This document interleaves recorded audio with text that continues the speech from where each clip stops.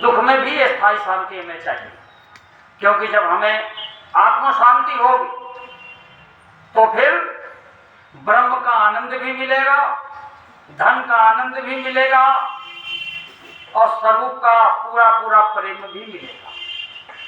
वही भगवान श्री मायानंद चेतन जी से या सदगुरु के पास हम जा करके दंडवत करते हैं चरणों में और कहते हैं भगवान जो ज्ञान सीखा है, जिसको ये ज्ञान प्राप्त हो गया है, ज्ञान की शिखा पर है, समझ गया? ज्ञान तो सबके पास है, ज्ञान इंद्रिय सबके पास है, 5 ज्ञान इंद्रिय हिंदू मुस्लिम सिख ईसाई सबके पास है, हमारे पास, आपके पास, सबके पास ज्ञान तो सबके पास। पर ज्ञान की शिखा में जो बैठा हुआ है उसकी नाथ में पहचान बताइए। और दंडोत करते हैं, सदगुरु के चरणों में गए, बोले भगवान जो ज्ञान की शिखा में बैठा हुआ वो हमें बताओ। बोले क्या? खोल के कहिए। तो प्रश्न सदगुरु से कहते हैं कि बोध यथार्थ जहां बसे तिनकी निज पहचान, जानू मैं इच्छा यही सदगुरु दी जो ज्ञान।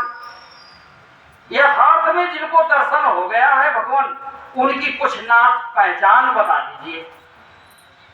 मेरी ये इच्छा है, जिनको यथार्थ का ज्ञान हो गया है तो हमें ऐसा बताओ कि उनकी कुछ हमें तो पहचान हो जाए।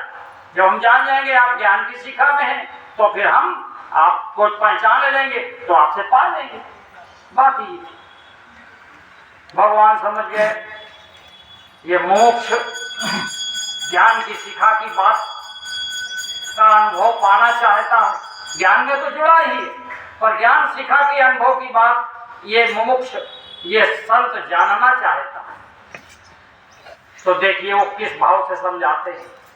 रहित उपाधि, जो ज्ञान की शिखा पर पहुंच चुके हैं तो कैसे रहते हैं?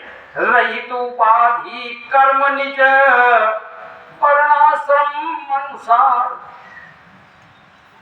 करे सदा सब में रहे वह मेरा है द्वार। कहने का तात्पर्य हम आप सभी कर्म करके मकान भी बनाए, कर्म करके जेवरात भी बनाए,